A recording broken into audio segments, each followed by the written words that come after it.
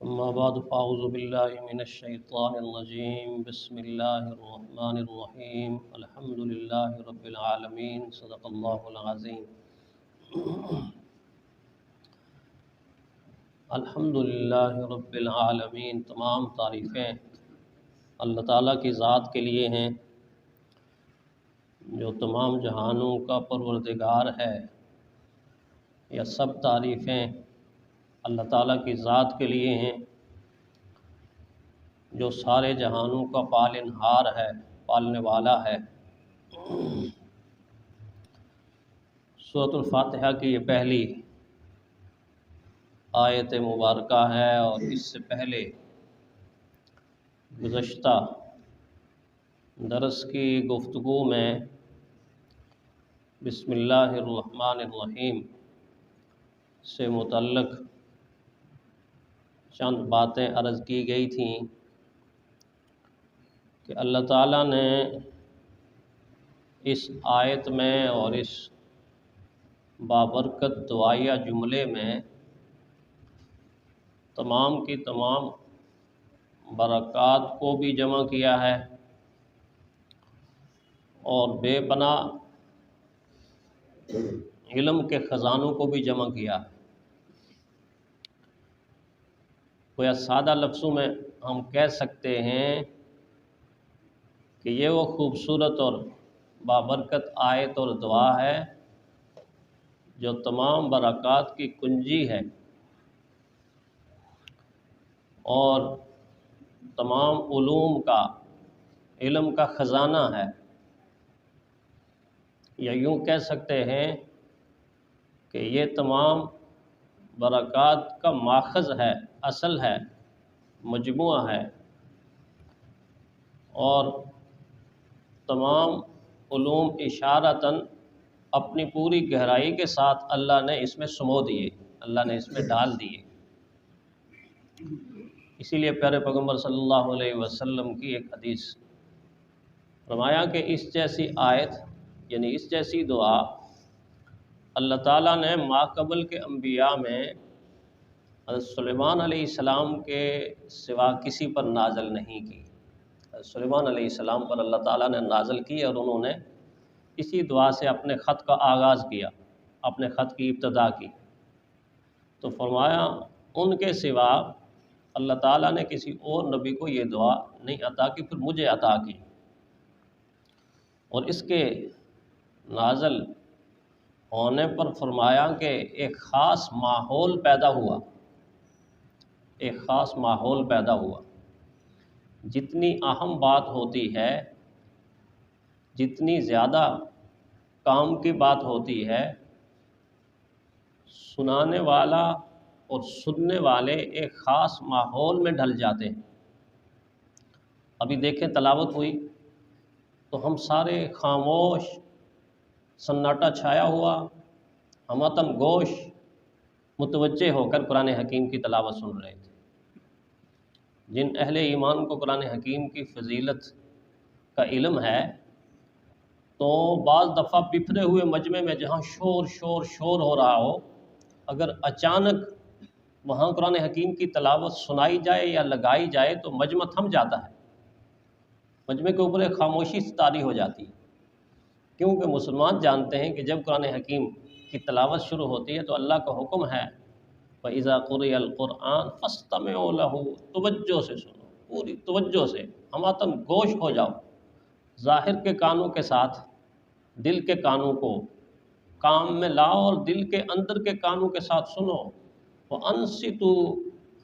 خاموش رہو، چپ رہو، کیونکہ ایک کام انسان ایک وقت میں ایک ہی کر سکتا ہے، دو نہیں کر سکتا۔ یہ نہیں کہ سنو بھی تو بولو بھی، نہیں، چپ رہو، توجہ سے سنو تاکہ تم پہ رحم کیا جائے۔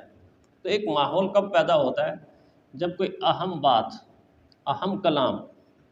اور اہم ذکر ہوتا ہے۔ پیارے پیغمبر صلی اللہ علیہ وسلم کی ذات پہ قربان جائیں، فرمایا جب یہ آیت بسم اللہ الرحمن الرحیم یہ دعا کے طور پر جب نازل ہو رہی تھی تو فرمایا آسمانوں کے بادل بھی ایسے چھٹ گئے، ایسے چھٹ گئے، اور فرمایا کہ ہوائیں بھی ساکن ہو گئیں، ہوائیں بھی ساکن ہو گئیں، ایسی خاموشی جیسے لگتا ہے کہ ہوا چلتے ہوئے بھی نہیں چل رہی، چلتے ہوئے بھی نہیں چل رہی۔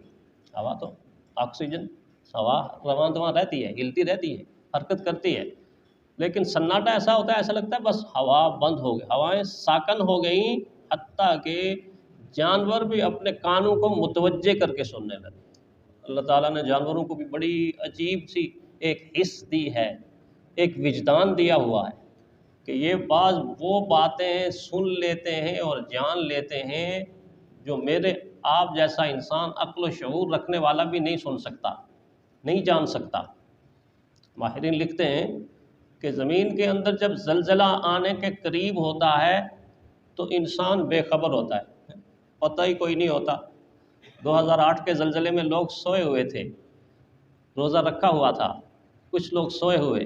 بے خبر، اور اچانک قیامت سے پہلے قیامت ٹوٹ پڑی، واقعی قیامت تھی، نیچے کی زمین اوپر ہو گئی، اوپر کی نیچے ہو گئی،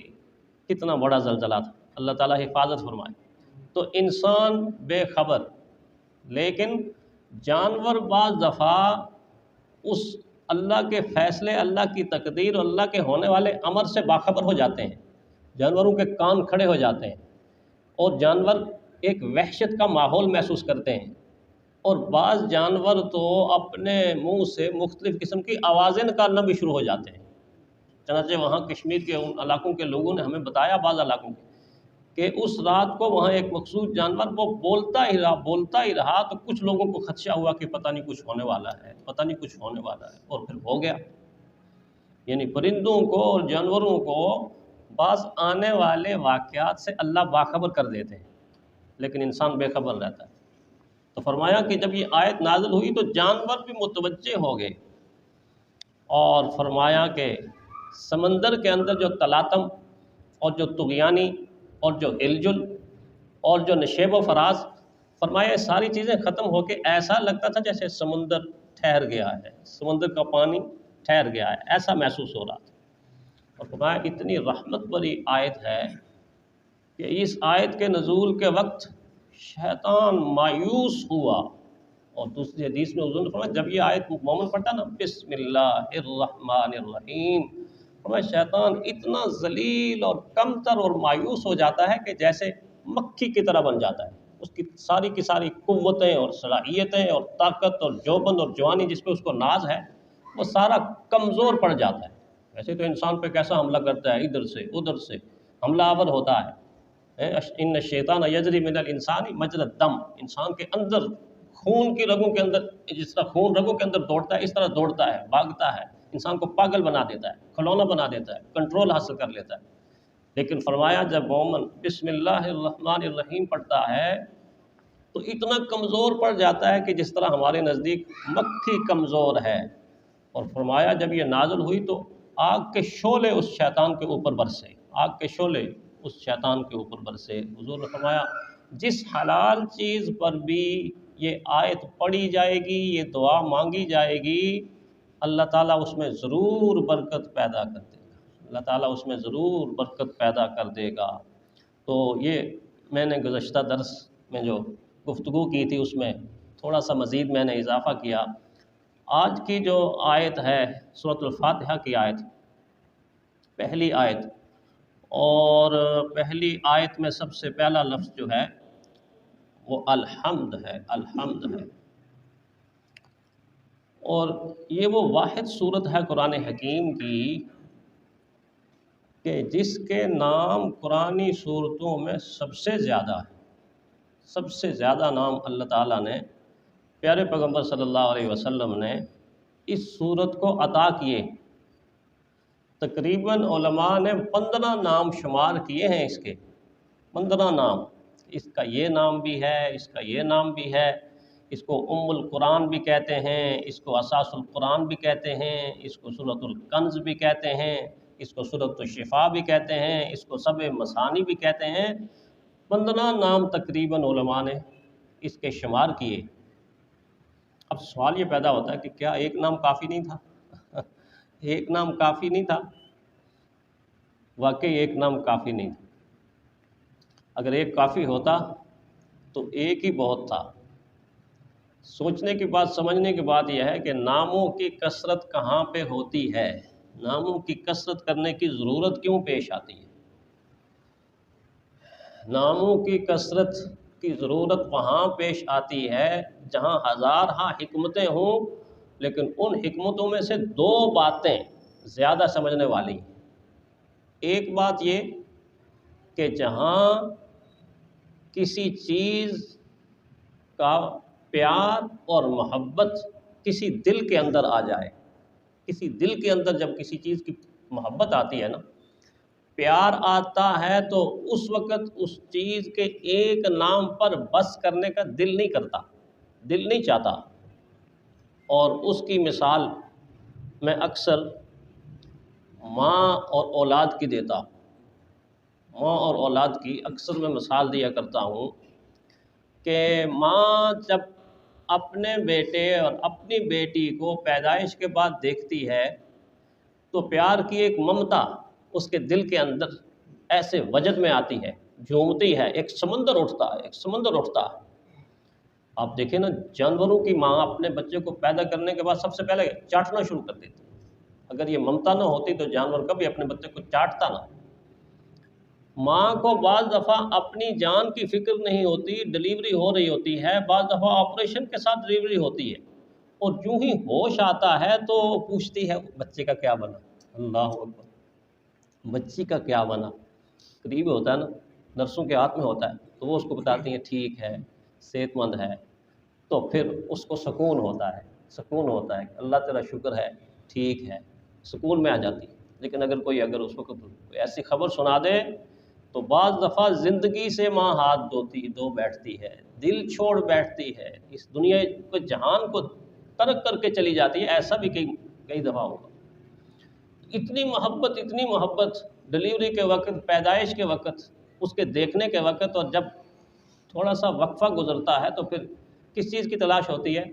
میں اس کا نام ایسا رکھوں گی، ایسا رکھوں گی، پیارا سا نام، خوبصورت سا نام، اچھا سا نام، انوکھا سا نام۔ آج بھی یہی ہے نا، ہمیں بھی بعض دفعہ فون آتا ہے، میسیج آتا ہے، امام صاحب کوئی نام بتا دیں، کوئی اچھا سا نام بتانا ہے، پیارا سا، انوکھا سا، اور کوئی بس بے مثل ہو، بے مثال ہو۔ میں نے اپنے بیٹے کا نام رکھنا ہے، میں نے اپنی بیٹی کا نام رکھنا ہے۔ تو بعض دفعہ جو نام بتاتا ہوں میں ان میں ایک نام سعد ہے۔ سعد بہت خوبصورت نام ہے، اللہ کے بہت خوبصورت بنائے ہوئے نام ہے۔ ایک چھوٹا سا ہے، مختصر ہے، نقطوں کے بغیر ہے۔ میرے اور آپ کے آقا اللہ کے محبوب کے دونوں ذاتی نام نقطوں کے بغیر ہیں، احمد، محمد صلی اللہ علیہ وآلہ وسلم۔ تو اس چیز کو دیکھ کے نا، سوچ کے تو میں بعض دفعہ بتاتا ہوں سعد نام رکھتے ہیں، بیٹا اچھا سعد نام رکھ لیں، اور نقطوں کے بغیر ہے، اور معنی بہت خوبصورت، سعادت مند، نیک بخت، سعادت مند، نیک بخت۔ تو بعض دفعہ چن کے نام رکھا جاتا ہے، اور چن کے نام رکھنے کے بعد پھر کبھی ایسا ہوتا ہے کہ وہ محبت کا سمندر جس کا میں نے ابھی ذکر کیا، انسان کے، ماں کے دل کے اندر ایسے ہلچل مچاتا ہے، ایسے ہلچل مچاتا ہے،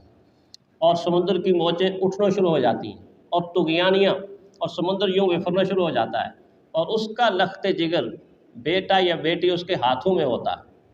اور ہاتھوں میں جب ہوتا ہے تو پھر اس کا جی کرتا ہے کہ اس کو اور قریب کر لے، اور قریب کر لے، اور قریب کر لے۔ وہ اس کو چھاتی سے لگا لیتی ہے، ایسے لگاتی ہے کہ نہیں؟ جب ماں اپنے بچے کو چھاتی سے لگاتی ہے نا، جو ٹھنڈک اور جو سرور اور جو قرار اور جو چین اور جو اطمینان اور جو خوشی اس کے دل کے اندر اچھل اچھل کر، مچل مچل کر باہر کو آنا چاہتی ہے، اس کے لیے آج تک کسی زبان کے اندر لفظ ہی ایجاد نہیں ہوا، جملہ ہی ایجاد نہیں ہوا۔ کوئی انسان ماں کی اس محبت کو حرفوں میں، لفظوں میں، اشعار میں، کلام میں بیان ہی نہیں کر سکتا، بیان ہی نہیں کر سکتا۔ اتنی محبت، اتنی محبت، اور جب سینے سے لگایا اور وہاں سے ہٹا کے ماتھے کو چوما، تو اب اس محبت کا اظہار ہونا شروع ہو جاتا ہے، اظہار ہونا شروع ہو جاتا ہے۔ اب وہی جس کو پوچھ کے سعد کے نام سے منسوب کیا تھا نا، پیارا سا نام رکھا تھا، پیارا سا نام رکھا تھا، اب وہ پیارا نام بھی ہلکا لگنا شروع ہو جاتا ہے، ہلکا لگنا شروع ہو جاتا ہے کہ جو چن کے رکھا تھا